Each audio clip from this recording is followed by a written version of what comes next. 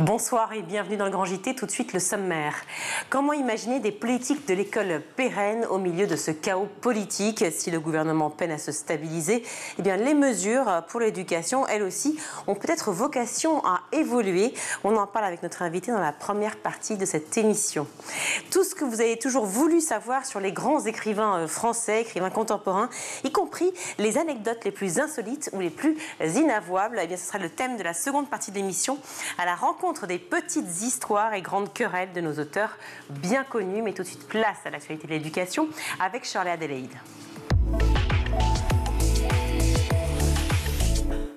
Bonsoir Shirley. Bonsoir Virginie, bonsoir à tous. À la une de ce journal, l'ouverture de Parcoursup, le portail d'admission vers l'enseignement supérieur en ce mercredi 18 décembre. Ça y est, les lycéens peuvent désormais consulter les 24 000 formations proposées par le site d'information. Mais pour s'inscrire et formuler ses vœux, il faudra attendre le 15 janvier 2025. Les futurs bacheliers auront ensuite jusqu'au 13 mars pour postuler. Ils pourront compléter leur dossier, confirmer leurs vœux jusqu'au mercredi 2 avril.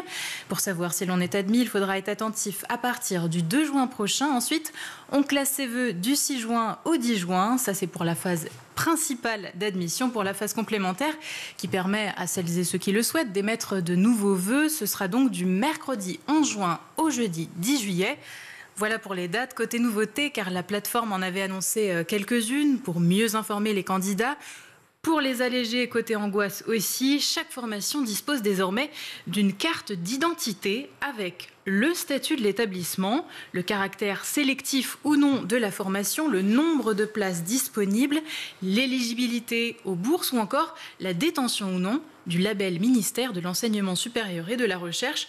On pourra aussi voir le profil des candidats admis les années précédentes, de quelles voies ils sont issus par exemple, avoir un aperçu sur les chances d'accès grâce à un simulateur, ainsi que des indications sur les débouchés professionnels dans l'onglet dédié.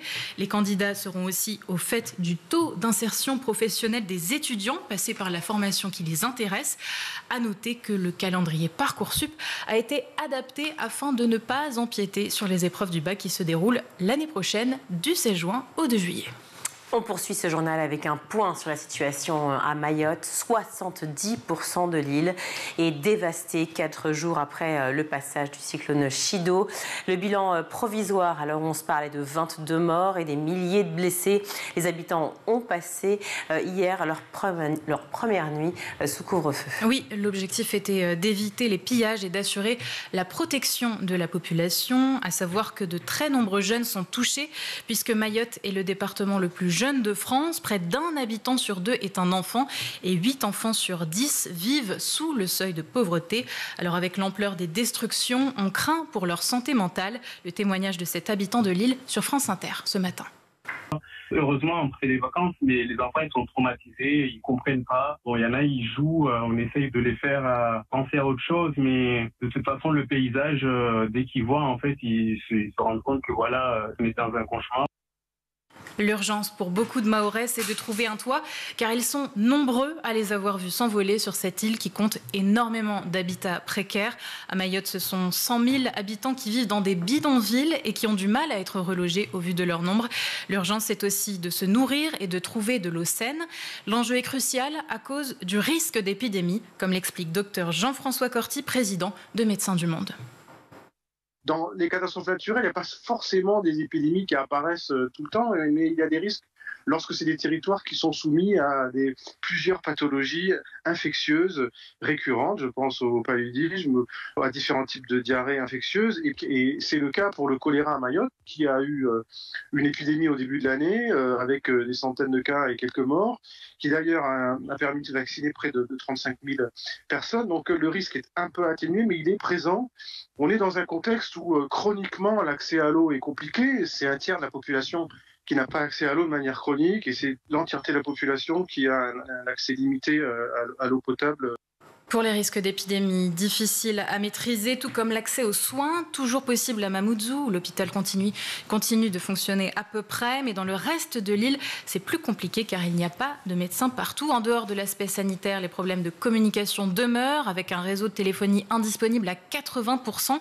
Emmanuel Macron est attendu demain dans l'archipel. Quant au Premier ministre François Bayrou, il devrait s'y rendre ces prochains jours après avoir formé son équipe au gouvernement. À Paris, une enquête pour meurtre, désormais requalifiée en assassinat, a été ouverte après la mort d'un lycéen de 16 ans, poignardé hier devant le lycée Rodin. C'est à Paris, dans le 13e arrondissement. Une personne a été interpellée. Un assassinat et non un meurtre, pour prendre en compte la notion de préméditation, car la victime, originaire du Val-de-Marne et scolarisée à Alfortville, avait déjà été blessée à l'arme blanche il y a une semaine. Selon le parquet de Paris, les bandes rivales, souvent armées de couteaux, se déplacent parfois loin et s'organisent à la dernière minute via les réseaux sociaux. Difficile donc de prévoir leurs affrontements. Cette année, 17 rixes ont été recensés dans la capitale, entraînant l'interpellation de 165 personnes. Ces violences ont fait depuis janvier plus de 60 blessés et 2 morts. Selon le préfet de police, Laurent Nunez, le phénomène de bande est en légère augmentation en 2024. Par ailleurs, il y a un rajeunissement de ces jeunes impliqués dans les affrontements. Âge moyen 16 ans contre 17 ans l'année dernière. Aujourd'hui, c'est la dernière journée de plaidoirie de la défense dans le procès de l'assassinat de Samuel Paty. Une défense qui a plaidé l'acquittement pour le prédicateur islamiste Abdelhakim Sefrioui, tout comme les avocats de Brahim Chnina l'ont fait hier pour le père de la collégienne à l'origine de la rumeur, jugé pour avoir orchestré une campagne de haine à l'encontre du professeur décédé. Ce n'est pas un terroriste. Voilà ce qu'ils ont martelé devant la cour d'assises spéciale de Paris. La plaidoirie de Louis Storr a particulièrement marqué l'auditoire. L'avocate a détaillé toute la catastrophe d'un père de famille qui a tout raté, alors que, je cite, sa famille, c'est sa vie, avant d'ajouter un peu plus tard, ce dossier, ses qualifications, ça l'écrase. Brahim Chnina, il court après sa vie, il n'est pas radicalisé, ou encore, vous ne le transformerez pas en salaud absolu parce qu'on en a très envie. Verdict attendu ce vendredi. Dans ce journal également, la fermeture exceptionnelle et précipitée de la Gaîté Lyrique à Paris, dont la programmation est de fait suspendue. Mardi dernier, ce sont 250 mineurs rassemblés dans le collectif des jeunes du parc de Belleville qui ont investi les locaux de la Gaîté. 250 mineurs sans solution d'hébergement. Après être restés ouverts plusieurs jours malgré cette situation inédite, l'établissement culturel a finalement décidé hier de fermer ses portes au public jusqu'à nouvel ordre. Avec cette déclaration, la Gaîté Lyrique regrette le caractère subi et soudain de cette occupation, mais rappelle le caractère légitime de la revendication du collectif visant à obtenir un toit pour ces 250 personnes. La Gaîté Lyrique qui précise qu'il est impensable de rejeter ces personnes à la rue au milieu du mois de décembre, alors que les températures avoisinent 0 degré. Et elle a également demandé à la ville de Paris de trouver sans délai une solution. Tribune à l'appui dans le journal Libération avec ce titre: Madame Hidalgo, nous en appelons à votre exigence morale. Réponse de la mairie de Paris: l'hébergement d'urgence est une compétence de l'État. Selon Léa Filoche, l'élu en charge notamment de l'hébergement d'urgence, je cite, on est déjà dans une situation où 760 personnes dans une situation de grande vulnérabilité sont hébergées dans des lieux divers. On est prêt à faire notre part, à mettre les moyens qu'il faut, mais on ne peut pas le faire seul en tant que collectivité. En attendant de trouver une solution, de la nourriture est distribuée et des soins sont assurés par des associations comme Médecins du Monde. Écoutez son président Jean-François Corti. Elle est insupportable aussi pour nous, Médecins du Monde. On n'accepte pas de voir ces jeunes délaissés, maltraités par des institutions qui ne respectent pas les conventions internationales des droits de l'enfant, qui ne respectent pas leurs engagements en termes de protection de ces mineurs, qu'ils soient reconnus ou pas. Dans un temps où l'on fait un recours juridique, on doit être protégé. Donc, Médecins du Monde est ici en appui à la Gaîté Lyrique et aux associations. On est là pour aussi soutenir le collectif de ces jeunes exilés. C'est des jeunes qu'on connaît depuis plusieurs mois. On les voit dans les rues, dans nos maraudes à Paris avec notre équipe de la veille sanitaire. Il faut les soutenir. On les soutient dans la rue, mais aussi on les soutient ici. On va être présent pour qu'il y ait une solution de relogement qui soit digne, qui soit pérenne, où ils puissent avoir accès à de l'eau, à de la nourriture, à des soins, et qu'ils puissent pouvoir être scolarisés parce que c'est la loi et qu'il faut le respecter. Et on termine avec la sortie au cinéma de Mufasa, le nouveau Disney tiré du Roi Lion. 30 ans après le dessin animé mythique sorti en 1994, voilà un préquel rugissant signé Barry Jenkins, le réalisateur de Moonlight, qui signe son premier long métrage d'animation. Retour dans ce film sur le passé de Mufasa, le père de Simba, dans des paysages virtuoses et grandioses. Virtuoses, virtuelles et grandioses. Preuve qu'il y a encore des choses à raconter sur la plus célèbre des dynasties félines. On regarde la bande-annonce. Hakuna Matata. Mais quelle phrase magnifique! Non, on l'a chanté sans arrêt pendant 6 ans. Mais qui l'a pas chanté?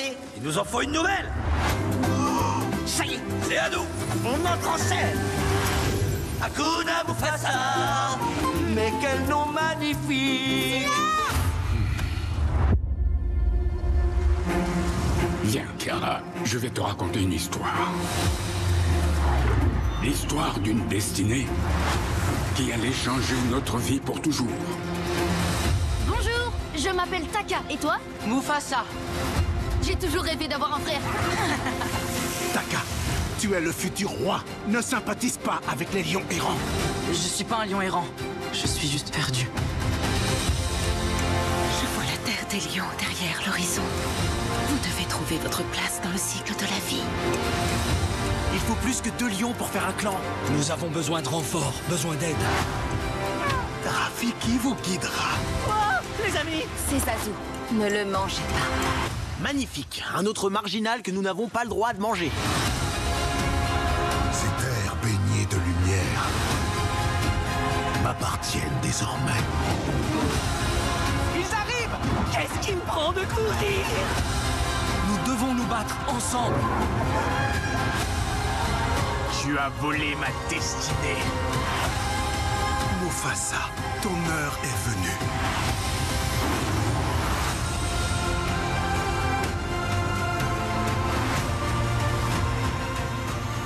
Mufasa en salle dès aujourd'hui pour les petits, mais aussi pour les grands. Merci beaucoup, Shirley, pour ces infos. Une valse des ministres de l'Éducation, mais aussi une valse des réformes, après que les groupes de niveau aient été retoqués par le Conseil d'État et que le fameux choc des savoirs continue à faire débat. Comment penser l'éducation dans l'incertitude politique dans laquelle nous nous trouvons? Nous en parlons tout de suite avec la sénatrice écologiste Monique Desmarco. Monique Desmarco, bonsoir. Merci beaucoup d'être avec nous, Madame la sénatrice. Vous êtes sénatrice écologiste de la Gironde, vice-présidente de la Commission Culture, Éducation, Communication et Sport. Merci d'être sur le plateau du Grand JT. Merci pour votre invitation. Madame la sénatrice, vous suivez de près ces épisodes politiques, forcément. Est-ce que vous êtes lasse, pardon de cette question, mais est-ce que vous êtes lasse comme beaucoup de Français ou vous êtes gardé quand même espoir? Écoutez, il faut toujours garder espoir. Mais je pense que nous sommes quand même dans une forme d'impasse actuellement. On voit bien ce qui se passe, c'est-à-dire qu'il y a eu un choix présidentiel sur un Premier ministre dans un premier temps qui ne correspondait pas vraiment à l'attente et peut-être au résultat des attentes des Français quand ils ont voté. Donc je pense que Michel Barnier a fait son possible, mais lui-même a bien vu qu'on était dans un impasse actuellement parce qu'il n'avait pas de majorité à l'Assemblée nationale principalement. Et ceci a fait que, bien, le 49.3, la motion de censure, etc., nous avons changé. Là vraiment, on est en se disant qu'est-ce qui va advenir, parce que le nouveau Premier ministre, actuellement, François Bayrou, qui est certainement de bonne volonté, etc., va se retrouver confronté avec les mêmes problèmes. Mais oui, c'est ce que j'allais vous dire, c'est que la majorité, il n'y en aura toujours pas de toute façon. Je ne vois pas où est la majorité. Ils prennent ce poste en connaissance de cause, si je puis dire. Oui, bien sûr, mais donc je crois qu'il faut gouverner différemment. D'abord, peut-être que le président de la République aurait pu entendre quel était le choix des Français. Le choix des Français, c'était peut-être aussi de prendre, et ça nous l'avons proposé, un Premier ministre de gauche. Nous avions quelqu'un qui était prédisposé à prendre cette mission, il l'a refuté, il n'a même pas reçu. Vous parlez de Lucie Castel? Oui, il n'a même pas reçu. Là on voit que pour lui, il n'en est pas question. Que le choix qu'il a fait, un peu un choix contraint, je crois, de prendre François Bayrou, va quand même entraîner des difficultés parce que François Bayrou n'a pas plus de majorité que ne l'avait Michel Barnier. Contraint par qui, pardon, selon vous? Contraint par le RN? Je ne sais pas. Certainement, il fallait aussi, et on le sent bien entre les lignes. Moi, je ne suis pas du tout au courant de tout ce qui se passe. On voit bien qu'il faut que le candidat, le Premier ministre, soit accepté aussi. On a l'impression qu'il faut qu'il y ait un aval d'abord du RN avant de pouvoir nommer quelqu'un. Alors, je ne sais pas ce qui se dit, mais toujours est-il que actuellement, François Bayrou certainement souhaitait avoir ce poste, souhaitait certainement entreprendre une politique, mais quelle politique? Pour l'instant, moi, je n'ai pas de feuille de route. Je ne sais pas ce qu'il va projeter. Vous êtes au Sénat, oui. quand même, Monique de Marco. Donc, c'est vrai que j'imagine que vous n'êtes pas forcément dans les discussions en interne à l'Élysée. Mais qu'est-ce que disent vos collaborateurs, si je puis dire, vos collègues au Sénat? Tout le monde est dans l'attente. Mes collègues, quel que soit le bord politique, sont dans l'attente de savoir quelle sera la nouvelle feuille de route de François Bayrou. Y compris le parti du président? Oui, ils sont très peu au Sénat. Tout le monde se demande quelle sera sa feuille de route. Là, aujourd'hui, donc, je n'ai pas pu y participer, puis je présente première rencontre avec François Bayrou donc, au Sénat. Mais parallèlement, nous avons eu nous avons eu notre première secrétaire, Marine Tondelier, qui l'a rencontré avec Guillaume Gontard, qui est aussi le responsable du groupe politique écologiste au Sénat, ainsi que Cyrielle Châtelain. L'a rencontré pas plus tard que hier. Et on doit dire qu'ils s'en sont sortis sans être convaincus de savoir que va faire François Bayrou. Il a parlé de Pau, il a parlé des pistes cyclables à Pau, il a parlé de ce qu'il faisait comme maire, mais n'a pas su dire quel projet il avait pour la France, quelle serait sa feuille de route, quelle serait, ne serait-ce que les ministres, par qui va-t-il être entouré. Donc toute cette polémique autour de son départ à Pau, alors que Mayotte est dans un état catastrophique, que la France de manière générale, parce qu'on parle de Mayotte, mais de la France entière, métropole et l'ultramarin aussi, évidemment dans une catastrophe totale, on se retrouve dans une situation où finalement vous-même, étant sénatrice, vous avez l'impression que le Premier ministre ne s'intéresse pas finalement à la politique générale et à l'urgence de la société.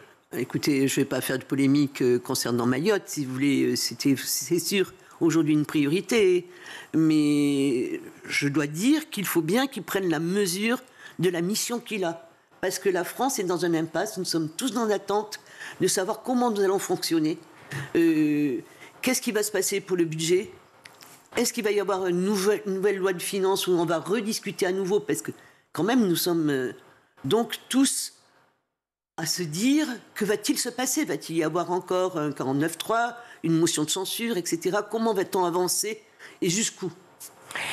Premier ministre aujourd'hui, ministre de l'Éducation hier. Est-ce que pour autant, vous pensez que l'éducation va être, grâce à l'arrivée ou à cause de l'arrivée de François Bayrou, peut-être une priorité du gouvernement? Alors, ça était déjà une priorité, au moins dans les annonces précédentes des différents ministres Premier ministre et ministre de l'Éducation nationale.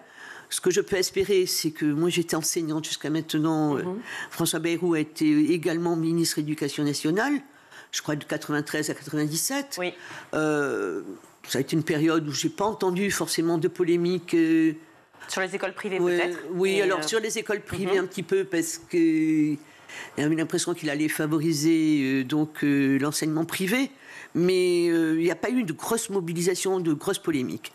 Là, quelques années plus tard, on dit c'est le premier budget de l'État, c'est la priorité de l'État. Est-ce qu'il a pris conscience de ce qui se passe actuellement dans l'éducation nationale depuis 1997? C'est-à-dire qu'en définitive, on est vraiment dans une très grande difficulté. Aujourd'hui, être enseignant, c'est vraiment, comment dirais-je, une grande difficulté, parce que les gens ont des classes surchargées, des élèves qui sont devenus extrêmement compliqués. Et puis, on voit bien qu'il y a des différentes... vous voyez, on va y revenir peut-être sur des décisions ministérielles qui sont prises, comme le choc des savoirs, qui bouleverse totalement la façon de fonctionner. Et il y a donc également ces classes-là qui sont surchargées, qui finalement personne ne veut reconnaître. Parce qu'il y avait quand même dans ce projet de loi de finances, et qu'il y est toujours, la suppression de 4000 postes. Tout à fait. 4000 postes. Et vous avez voté au Sénat, début décembre, justement, un amendement divisant par 2 ces suppressions. Alors ça s'est arrêté là. Nous avons voté la suppression seulement de 2000 postes, regrettant que ce ne soit pas les 4000, bien évidemment, mais les 4000 à choisir le gouvernement, oui. Mais pour l'instant, on en revient à 4000, puisque le budget n'est pas tout recommence. Oui, parce qu'en fait, le budget, effectivement, c'est ça, le budget va être continuel de 2024, donc on repasse à 4 000. Oui, on repasse à 4 000. Il va falloir repartir sur un amendement, revoter quelque chose. Il va falloir revenir sur cette suppression des 4 000, donc tout ceci, je l'espère, à la rentrée prochaine. La fameuse loi spéciale ne va rien changer ? Alors, elle va permettre justement un minimum de pouvoir payer les fonctionnaires, etc. C'est une loi minimale, de façon à ce que l'État puisse fonctionner.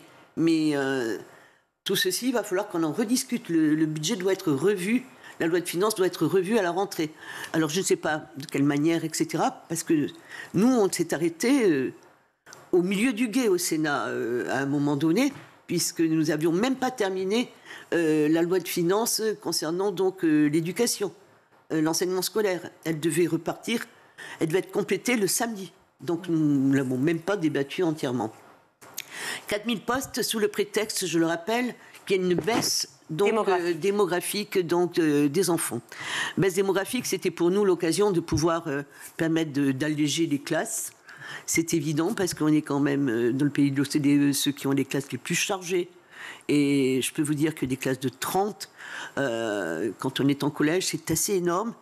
Il n'y a plus du tout de dédoublement de classe pour des matières qui sont les matières sciences physiques, chimie, technologie, où il y avait des possibilités de dédoublement, c'est-à-dire qu'on pouvait alléger pour que les élèves puissent faire une pratique, etc., et non pas seulement travailler sur la théorie. Tout ça, petit à petit, au fil de temps, ça n'existe plus. Ce sont souvent des enseignements en classe entière, très difficiles, et donc c'est dommage qu'on soit passé à côté, de se dire c'est l'opportunité de pouvoir alléger les classes de façon à donner de bonnes conditions de travail aux enseignants. Le sénateur Olivier Paccaud, qui est LR, pour le coup, a dit à ce sujet, au sujet de la baisse démographique, de la raison invoquée par le gouvernement pour la suppression des 4 000 postes, s'il ne faut pas ignorer la démographie, la politique ne saurait se résumer à un exercice purement comptable. Que répondez-vous ? Ah ben non, mais oui, lui, il était à la commission des finances, donc c'est son avis de la commission des finances, et comme personne qui était à la commission de finances, il travaille comme ceci, avec un a priori, en se disant on va d'abord regarder ce que ça coûte avant de regarder qu'est-ce que ça amène justement l'allègement. Donc bien sûr, je ne suis pas d'accord avec Olivier Paccaud. C'est une analyse trop rapide. Cette diminution, pour l'instant, on part donc sur l'idée des 4 000 suppressions de postes, puisque comme vous le dites, effectivement, on est en suspens et qu'on revient au budget 2024. Cette diminution, est-ce qu'elle va se faire progressivement ? Est-ce que vous avez une information là-dessus ? Non, aucune information. Rien ne filtre. Je ne sais pas, vraiment, tout le monde est dans l'attente. Je ne suis pas la seule, je crois. C'est terrible, évidemment, pour le personnel éducatif, et on le comprend.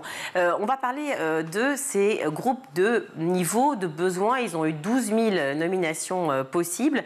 On va les appeler les groupes de niveau. Le ministère a demandé un réexamen de la mesure, et ce, malgré l'avis du Conseil d'État, qui, pour autant, était censé être la plus haute juridiction. Pour autant, là, il y a un passage en force. Les syndicats le dénoncent. Que pensez-vous ? Alors, écoutez, dès le mois de mars-avril, quand... à l'époque, donc le ministre Attal a décrété donc qu'il y avait des groupes de besoins, parce qu'il appelait le choc des savoirs, parce qu'il avait eu des enquêtes PISA qui disaient que nous avions un niveau en mathématiques français le plus faible, etc. Les enfants avaient un niveau le plus faible, donc les résultats étaient catastrophiques, etc. Ouais. Donc il ne s'est pas interrogé, il ne l'a pas concerté.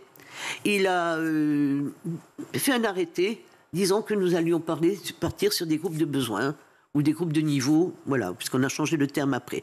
C'est-à-dire que l'on allait donc, à partir de la 6e, faire en sorte que le collège unique, qui était des classes qui étaient complètement hétérogènes, n'existe plus de cette façon-là, que l'on puisse mettre des élèves par niveau, c'est-à-dire que nous allions les tester, français et maths, et pouvoir faire des classes qui seraient adaptées à chacun à leur niveau. Alors, soi-disant sur un temps non défini, 3 mois, 6 mois, etc., ce qui est impossible dans un établissement de remodifier, c'est-à-dire qu'on allait donc sélectionner les élèves et faire une sorte de tri dès la 6e de façon à les répartir. Cet arrêté a été fait sans aucune concertation avec le renseignement. N'étant pas entendu avec les syndicats, les fédérations de parents d'élèves, nous nous sommes concertés, nous avons chacun fait un recours au Conseil d'État. Ce recours au Conseil d'État a été très argumenté, justement, parce que ça remettait en question le collège unique. Et donc, ce n'était pas acceptable. Dans notre sens, il fallait qu'il y ait une voix, une loi. Et je vous rappelle quand même que le Parlement existe. Le Parlement, l'Assemblée nationale, le Sénat, permet quand même des débats de façon à pouvoir traduire ça sur un texte législatif. Rien que Nini, Gabriel Attal a voulu faire ceci en force, passer ceci en force, malgré la mobilisation et malgré aussi ce qui s'est passé dans l'établissement. Parce que quand on leur dit au mois d'avril que leur dotation globale horaire qui permet le fonctionnement sera identique, mais qu'il faut en plus mettre ces groupes de niveau, cela veut dire qu'ils ont dû retravailler tout ceci de façon à pouvoir réadapter pour la rentrée de septembre. Ce qui fait qu'en définitive, il n'y a que 26% à peu près d'établissements en France qui ont réussi à appliquer strictement ce texte. Réussi ou d'autres qui n'ont pas voulu le faire aussi. Et certains se sont refusés à pouvoir le faire parce que ça voulait dire sortir des heures qui étaient des heures de soutien. Parce que dans un établissement, vous avez des élèves qui en 6e, on repère des difficultés en français, en mathématiques, qu'importe. On leur propose de l'aide, du soutien, c'est-à-dire des classes.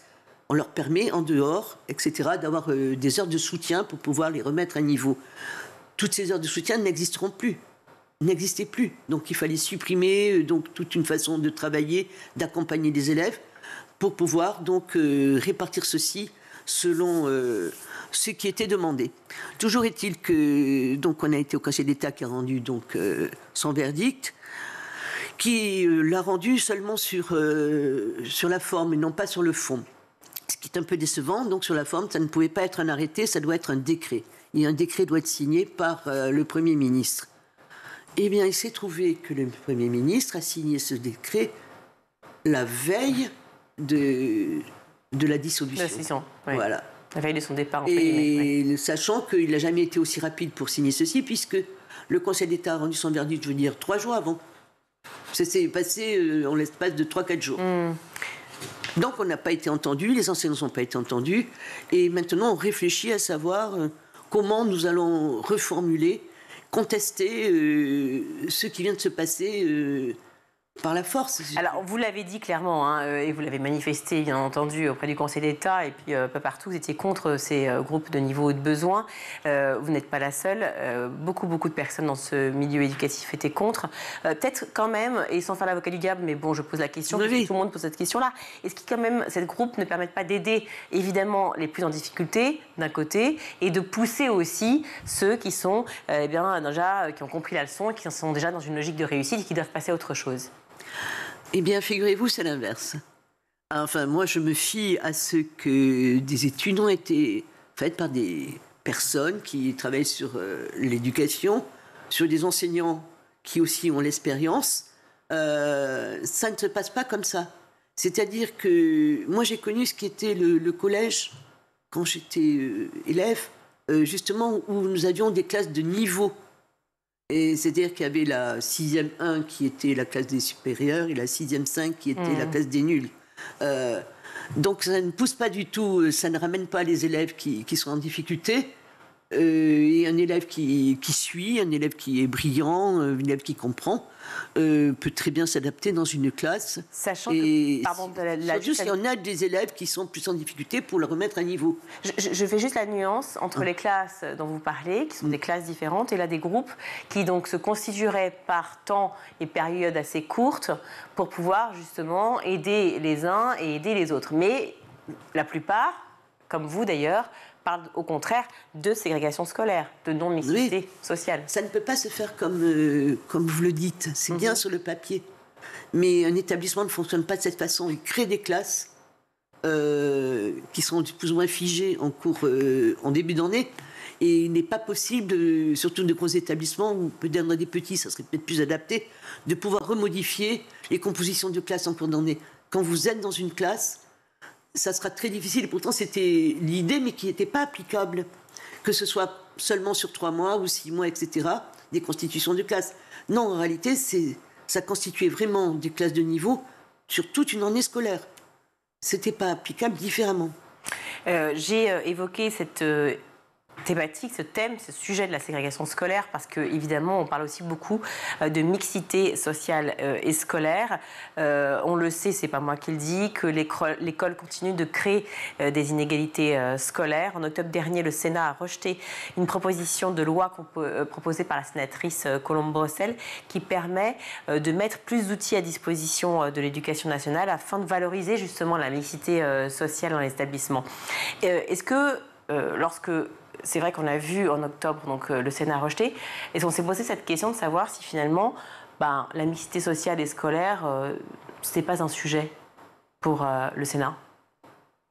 Alors écoutez, c'est quand même un sujet, ça l'est peut-être moins pour le Sénat, mais on est quand même parti sur ce sujet, sur un rapport qui a été fait à l'Assemblée nationale sur l'enseignement privé, qui a montré qu'en définitive, l'enseignement privé bénéficiait d'énormément de moyens. Oui.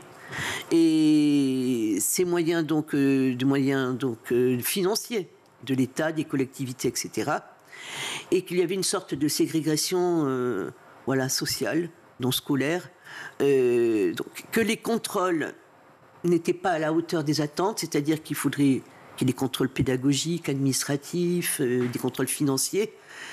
Et ce rapport disait qu'un enseignement privé, je le dis parce que quand Bien même sûr. Ça m'a surprise, j'ai découvert que c'est une fois tous les 1500 ans qu'un enseignement privé pouvait être contrôlé, tellement qu'il y a peu de contrôle. Donc on ne peut pas laisser cette liberté de cette façon-là, il faut peut-être faire en sorte qu'il soit contrôlé plus régulièrement, de façon à savoir comment justement l'argent public est utilisé. Ensuite, on s'est rendu compte, mais ce n'est pas seulement par rapport au privé, qui avait quand même... Non, mais c'est important, en pleine polémique sur l'établissement Stanislas, c'est quand même important. Et ça s'est passé exactement au moment où il y a eu l'affaire Stanislas. Oui. Tout cela est arrivé en même temps, donc c'est pour ça que ça a monté une grande pénurie. Mais je veux dire que quand on revient à la mixité sociale, c'est aussi, on peut le constater, qu'il y a une forme de ségrégation entre différents établissements, même publics. Je vois dans des lycées, moi à Bordeaux, un lycée plus privilégié que l'autre, où des parents font en sorte que leurs élèves, par le jeu des options, puissent être dans ce lycée public plutôt que dans ce lycée public ailleurs. Voilà. Donc l'idée de ce texte était assez intéressant. Parce que dorénavant, il y a ce qu'on appelle l'IPS, l'indice de position sociale. Oui. L'indice de position sociale... Article qui a été rejeté, donc, au travers de cette proposition. Mais ça existe. Les établissements ont connaissance de l'indice de position sociale de leur établissement. Et les collectivités, les mairies, etc., le conseil départemental et le conseil régional peuvent avoir connaissance de l'indice de position sociale de tous les établissements dont ils ont la charge. Ça nous permettait...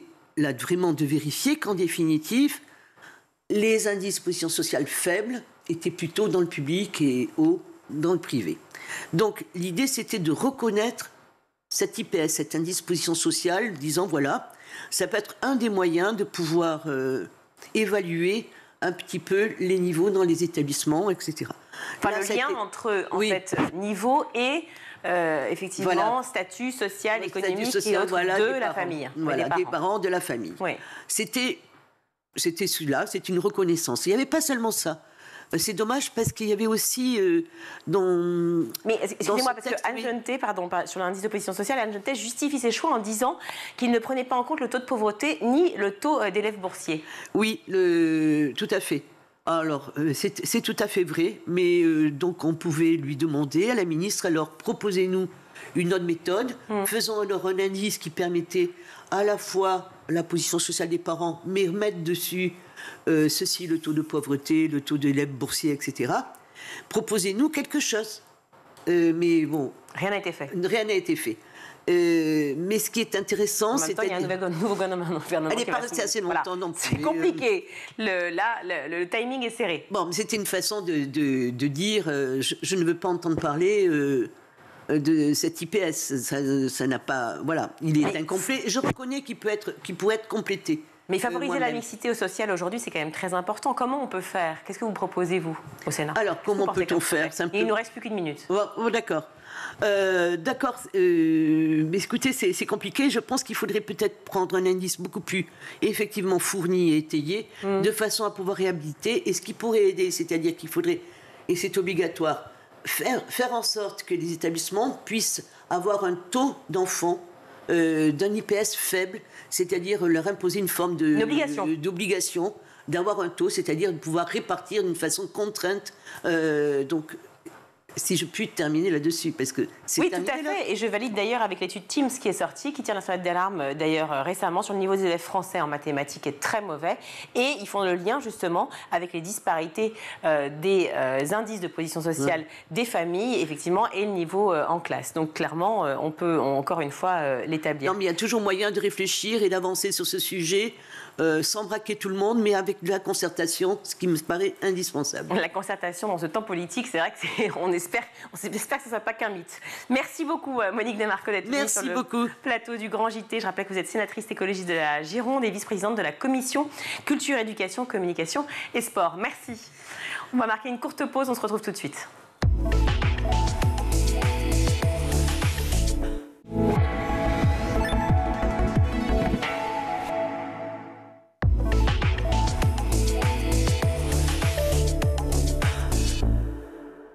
De retour dans le Grand JT de l'éducation, je suis ravie d'accueillir Marc Lefrançois. Bonjour. Bonjour. Merci beaucoup d'être avec nous. Vous êtes l'auteur de 50 anecdotes insolites sur les grands écrivains français, Dumas, Proust, Colette, Sagan, Houellebecq, Tesson. C'est paru aux éditions De Book Supérieur. Alors, qu'est-ce qui vous passionne, Marc Lefrançois, chez les écrivains français? C'est par le biais de la petite histoire, finalement, qu'on peut s'intéresser, on peut intéresser tout le monde à la grande histoire? Oui, vraiment. Alors, je nourris une grande passion pour la littérature, j'ai toujours lu énormément. Et puis, quand j'ai enseigné en parallèle, je me suis rendu compte que l'anecdote permettait d'introduire à la grande littérature, de nourrir la passion, l'intérêt, d'éveiller, de stimuler la curiosité. Et donc voilà, j'aime bien les anecdotes parce qu'il y a toujours une part de truculence, c'est très drôle. Alors, vous disiez, vous étiez enseignant, vous avez enseigné en quelle classe? Alors, j'enseigne j'ai enseigné expression écrite à l'Université d'Angers et j'enseigne actuellement à des BTS, la culture générale, donc un mélange de français, philosophie, histoire de l'art. D'accord, donc en fait, par ce biais, effectivement, des anecdotes, vous vous rendez compte que finalement, vous captez mieux l'attention des élèves? Ah oui, vraiment. Alors, j'aime beaucoup les bons mots, les faits saillants, les histoires insolites, les anecdotes. On capte l'attention et puis après, effectivement, ça permet de faire passer des choses un petit peu plus profondes. Alors, on le voit dans le titre, 50 anecdotes insolites. Il a fallu donc choisir, c'est renoncer. Je crois que c'est André Gide qui disait ça. Oui, c'est ça. Comment vous avez fait pour choisir? Alors, ça a été difficile. Je ne cache pas que j'ai été très malheureux de ne pas pouvoir parler de Maurice Leblanc, de Paul Léoto, pour qui j'ai vraiment une certaine tendresse, et de très nombreux écrivains. Donc, ça a été vraiment délicat. Alors, j'ai pris ce qui me paraissait peut-être les plus grands. C'est difficile de faire une hiérarchie, un classement. Ce qui me parlait, ce qui m'intéressait, et puis aussi ce qui intéressait les lecteurs. Donc, c'est assez, pour les contemporains, finalement, ça a été une sorte de grand sondage démocratique. Et on m'a conseillé des auteurs que je ne lisais pas forcément. Et donc, ça a été très intéressant d'étudier également d'autres œuvres. Oui, vous le dites, compliqué de faire un choix pour vous. Du coup, vous avez décidé de vous entourer du plus grand nombre, clairement, puisque vous avez fait appel aux réseaux sociaux, c'est ça? Oui, c'est ça. Vous avez lancé un sondage sur les réseaux sociaux? En fait, avec un succès même que je n'avais pas estimé. J'ai passé, alors je ne cache pas, une journée en fait à lire tous les commentaires parce que j'avais publié sur LinkedIn. Une journée, c'est rien, vous savez. Les gens passent des heures et des heures sur les réseaux sociaux. Vous savez, je passe mon temps à lire. Donc après, effectivement, avoir décrypté, puis à analyser, à classer.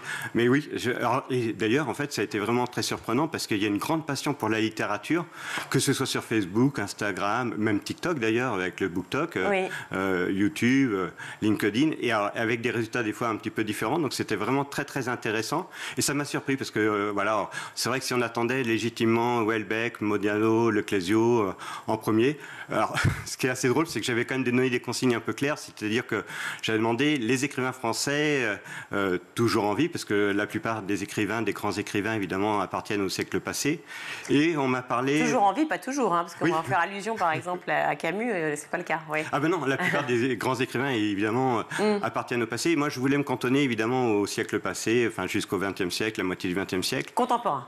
voilà, contemporain. Et finalement, beaucoup de lecteurs tenaient à ce que j'évoque les écrivains actuels. Et voilà, j'avais donné les consignes et finalement on m'a cité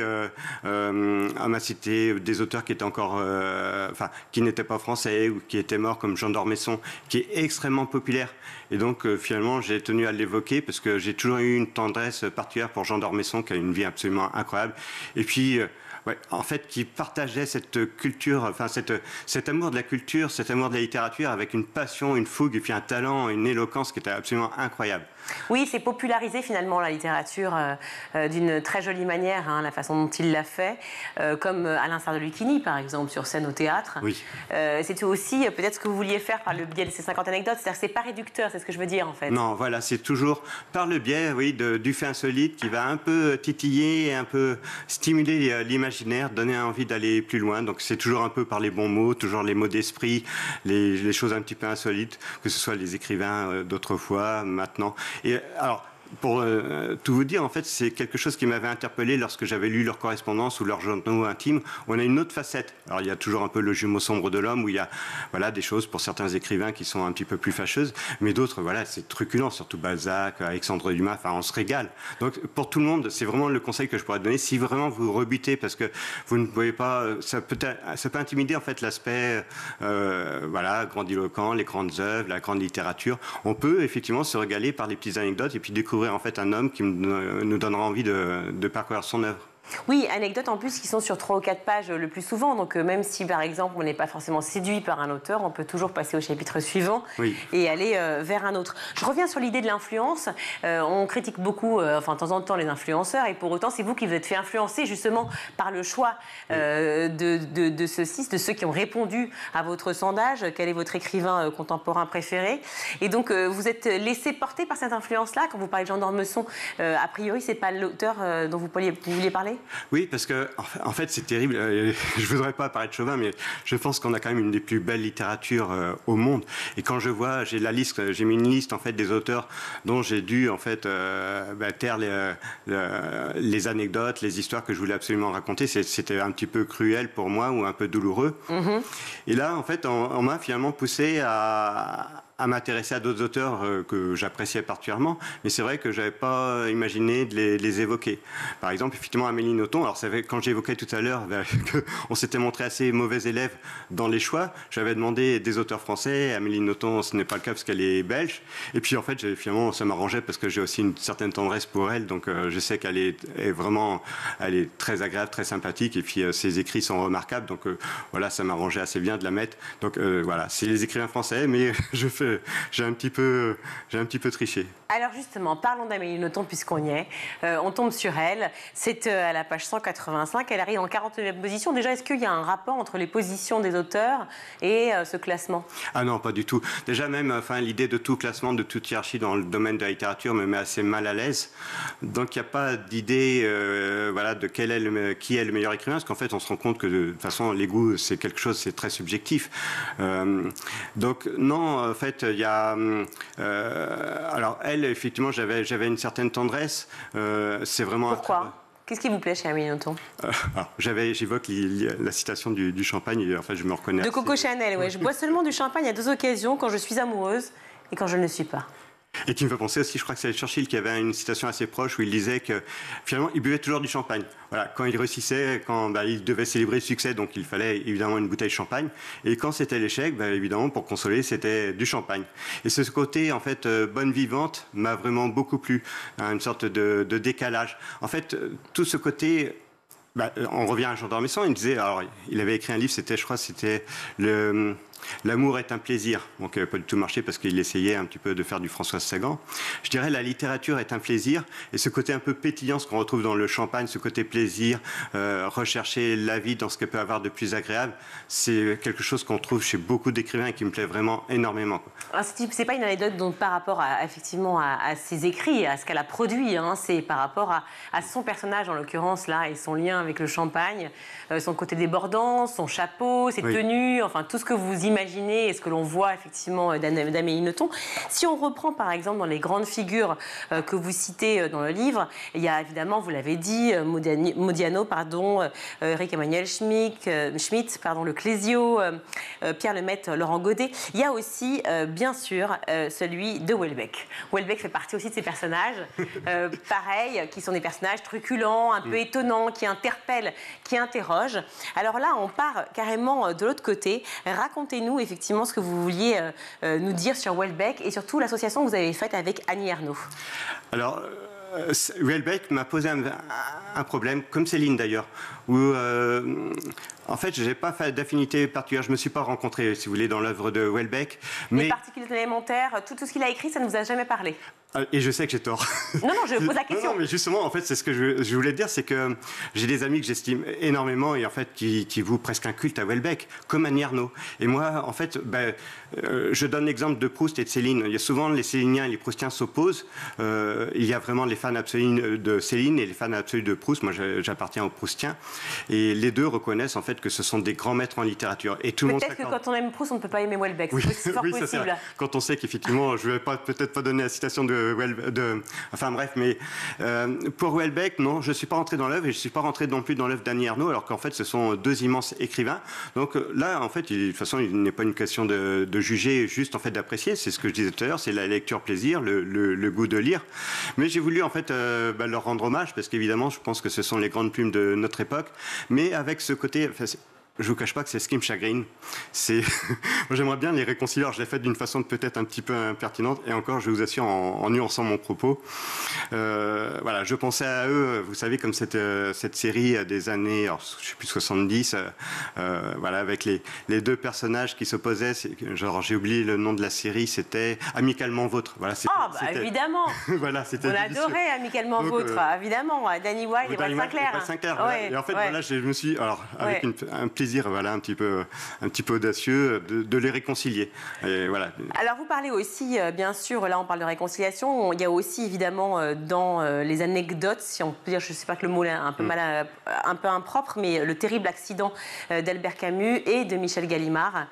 Vous racontez ce jour, c'est le 4 janvier 1960.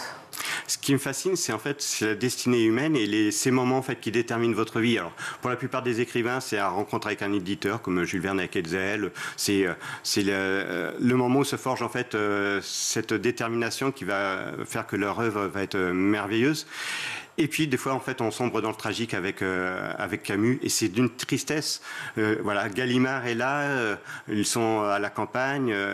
Albert Camus avait prévu de rentrer en train, et en fait, ce qui est absolument incroyable, c'est qu'il avait encore son ticket de train dans la poche. Oui. Gallimard, à ce moment-là, avait acheté une Facel Vega, qui est, on la présente comme le dernier modèle de voiture de luxe française. Et il était très fier de l'essayer, de la montrer à Albert Camus. Et ils sont rentrés ensemble, donc en voiture. Il y a eu cet accident absolument tragique. Il y avait aussi la mère et la fille, non, je crois, dans la voiture. Oui, c'est ça. Alors, qui elles, ont survécu, mais enfin, c'est proprement tragique. Alors, voilà, j'aime bien raconter l'anecdote, même s'il n'y a pas de conséquences, que le docteur qui a constaté la mort d'Albert Camus s'appelait le docteur Camus. Donc, en fait, j'aime bien ces petits. Alors, il n'y a aucune signification, hein, c'est du pur hasard, mais il y a des fois, voilà, la destinée nous adresse quelques signes un peu étranges. Certains disent qu'il n'y a pas de hasard, vous le savez. Vous parlez évidemment, donc on l'a cité, énormément d'auteurs contemporains qu'on connaît bien, George Sand, plein d'autres, Marguerite Yourcenar. Évidemment aussi, et d'ailleurs par le biais de Marguerite Yourcenar, je ne sais pas s'il nous reste du temps, mais il y a cette idée de genre, parce qu'on en parle beaucoup aujourd'hui. À l'époque, on en parlait beaucoup moins quand même, hein, au début des années 1900. Oui, alors, donc elle est la première à faire partie de l'Académie et pensée en 1980. Donc 80 d'ailleurs, et c'est absolument, enfin c'est terrible. Donc il y avait l'idée, alors Jean d'Ormesson a fait une petite blague par rapport à la féminisation des noms de métiers. Je pense que c'était vraiment une sorte de malice de sa part. Donc au moins elle a servi, elle a incarné quelque chose de véritable nouveau. Après peut-être effectivement Simone de Beauvoir. Là voilà, on avait le triomphe enfin, et c'était vraiment un signe vraiment positif, le fait qu'elle puisse. Alors il y avait cette idée que les femmes, on les mettait toujours, il parlait le romantique, les romantiques, le romantisme sur un piédestal, mais qu'en fait on se contentait de les mettre sur un piédestal et pas en fait de les impliquer, de leur accepter en fait cette part qui était de faire partie de la grande littérature. Et Yourcenar fait heureusement partie de ces figures qui ont marqué leur temps. Je la cite, vous êtes un écrivain et comme quelques autres substantifs et adjectifs de la langue française, le mot écrivain ne connaît pas la distinction de genre. Il ne connaît, hélas, ou peut-être heureusement, que des différences de force, de talent et de style. Et ça, c'est vraiment... Je pense que si vous avez le mot de la fin ou le résumé, parce que finalement, malgré tout ce qu'on peut dire sur les écrivains, qu'est-ce qui compte? C'est le plaisir qu'on va retenir de la lecture de leur œuvre. Et puis, finalement, c'est la force de leur style, c'est l'originalité de leur imaginaire, de leurs histoires. En fait, c'est le talent. Et même là, en fait, évidemment, il est question plus de génie. C'est vraiment ce qu'on va retenir et tout le reste, c'est assez secondaire. Quand on lit ça, peut-être que c'est ce qui va donner envie au lecteur de pouvoir redécouvrir ou découvrir Marguerite Yourcenar, justement, la première immortelle, comme on vous l'appelez. Et c'est vraiment ces œuvres m'ont vraiment profondément marqué, même si je dois quand même terminer par ça. Mes chouchous, ce sont quand même Balzac et Proust. Vraiment, je leur voue véritablement un culte. Bon, après, je pourrais rajouter Maupassant, Flaubert, Stendhal, mais je pense que on n'aura pas le temps de Merci beaucoup, en tout cas, Marc Lefrançois, d'être venu sur le plateau du Grand JT. Je rappelle donc le titre de votre livre, 50 anecdotes insolites sur les grands écrivains français, et c'est aux éditions Deux Boucs Supérieurs. Merci beaucoup. Merci. On va tout de suite retrouver le meilleur de School TV avec le Zap. Jeunesse française contemporaine, il faut le lire au pluriel. Et évidemment, c'est un choix qui n'est pas innocent, c'est même un choix qui parcourt absolument tout le livre. Il y a des jeunesses, les fractures sont extrêmement nombreuses. Je veux bien qu'on commence par des fractures dont on ne parle pas forcément le plus souvent. On parle souvent entre jeunesse urbaine, jeunesse rurale, mais par exemple, au sein de la ruralité, vous dites il y a ruralité et ruralité. Tout à fait. Donc, ce qu'on entend moins souvent, c'est que la ruralité elle-même polarisée entre des campagnes en déclin, où on trouve une jeunesse plus populaire, qui a plus de difficultés à s'insérer sur le marché du travail, qui est aussi plus éloignée des études.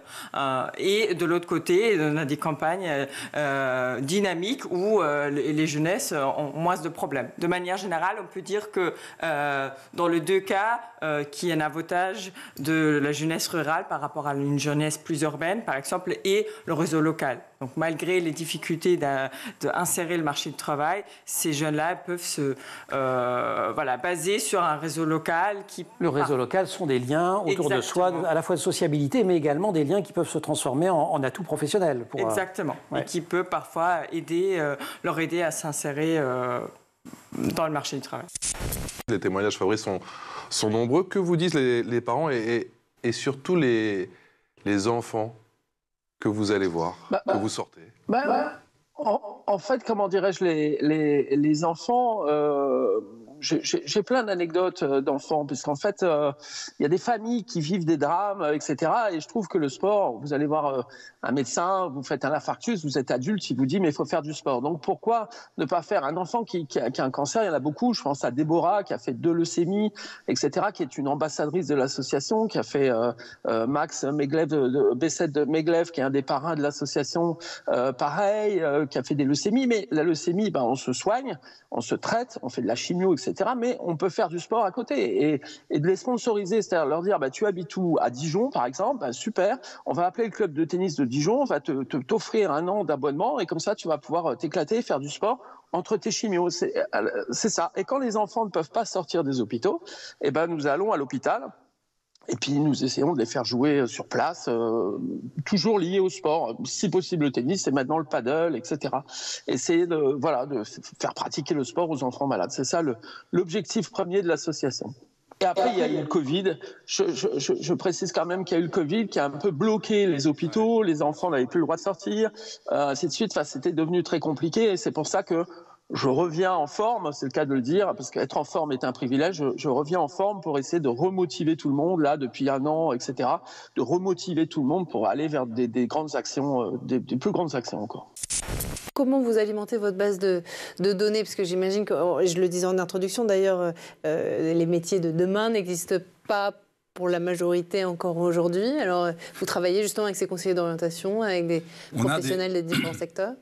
Oui, on a des informations, on a une collecte d'informations et on réactualise notre base aussi et des informations qu'on délivre dans l'application régulièrement en fonction de ces remontées. Je voulais juste faire un petit...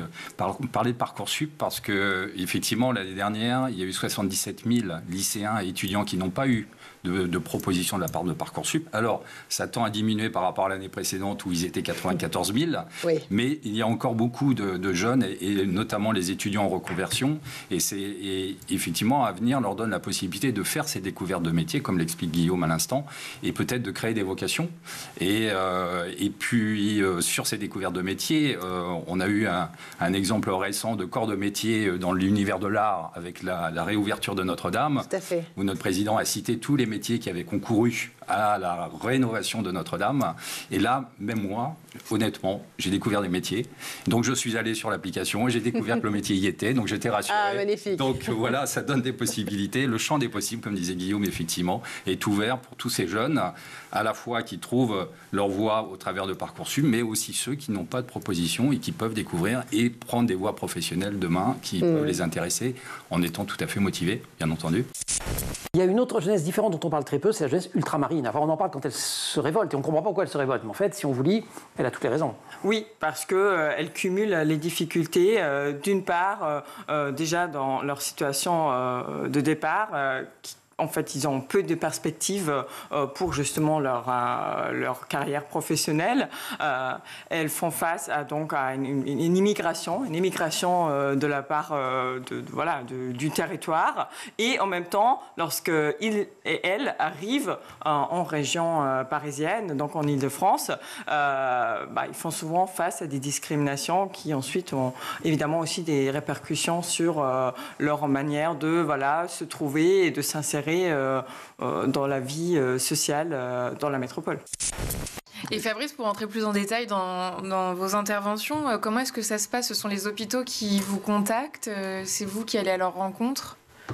Alors, c'est nous qui allons à leur rencontre. Justement, là, on va remettre, parce que depuis environ 1 an, je suis dans une action qui est pour ceux qui connaissent l'hôpital pédiatrique Lanval à Nice, il y a un rooftop qui va être fait. Alors, rooftop, ça donne une consonance. Alors, une terrasse qui existe là-bas.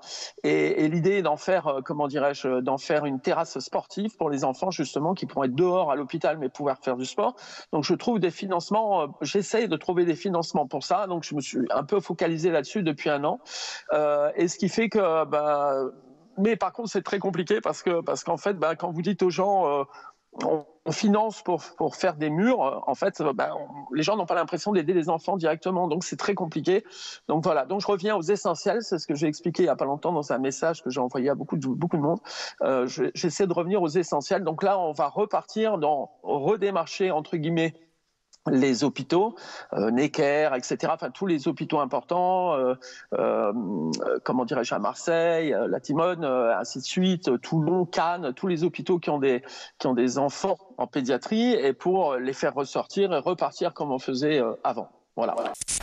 Comment vous vous préparez pour vous aligner avec Parcoursup, justement, qui démarre aujourd'hui, Guillaume? Alors, Parcoursup, effectivement, la première phase démarre aujourd'hui. Donc ça, c'est une bonne nouvelle, ou pas une bonne nouvelle pour les millions et les milliers d'étudiants qui vont devoir, de lycéens qui vont devoir formuler leurs vœux. Vous êtes là pour les aider, en tout cas. On est là pour les aider, effectivement. Et là, on est vraiment on time, comme on dit, puisqu'on est sur la première saison, sur la nouvelle saison de Parcoursup. Et le fait de les aider, c'est de leur apporter de la pédagogie. Et de leur apporter, effectivement, une application toujours extrêmement facile d'accès, toujours gratuite bien entendu, on ne dérogera pas à ça, sans compte, on n'oblige pas les utilisateurs à créer un compte, et donc on les accompagne véritablement sur la découverte des métiers. Ça c'est vraiment notre ADN, c'est de découvrir les métiers. On a eu beaucoup de retours d'expérience, comme le disait François, d'utilisateurs qui nous ont dit j'ai découvert des métiers que je ne connaissais pas et qui m'intéressent. Donc ça c'est vraiment extrêmement satisfaisant pour nous. Oui, j'imagine. C'est vraiment l'objectif d'avenir, c'est d'aller à la découverte des possibles. Et donc en terminale comme en troisième au collège, on a un choix d'orientation à faire. Et donc ces possibles sont dans l'avenir. Grâce à notre chatbot qui pose quelques questions, on n'est pas ennuyeux, on essaye d'être vraiment dans la gamification, dans quelque chose d'un peu fun et d'un peu ludique pour découvrir des métiers, les formations, les écoles qui dispensent ces formations de manière à pouvoir commencer à construire son parcours d'orientation et son futur projet professionnel et formuler ses choix plus facilement sur Parcoursup puisque une orientation éclairée est un peu moins angoissante qu'une orientation subie. Voilà pour le ZAP, c'est la fin de ce grand JT. Merci à vous tous de nous avoir suivis. Merci à toute l'équipe qui a édité cette émission. À la réalisation, Romain Luc, le son, Alexis Oustabassidis, le maquillage, Laure Redemont, Laura Girard et Emma Ferré à la rédaction. Shirley, merci beaucoup d'avoir été avec nous. On vous retrouve vendredi. Vendredi. En attendant, je vous souhaite une très bonne soirée et à demain. Ciao.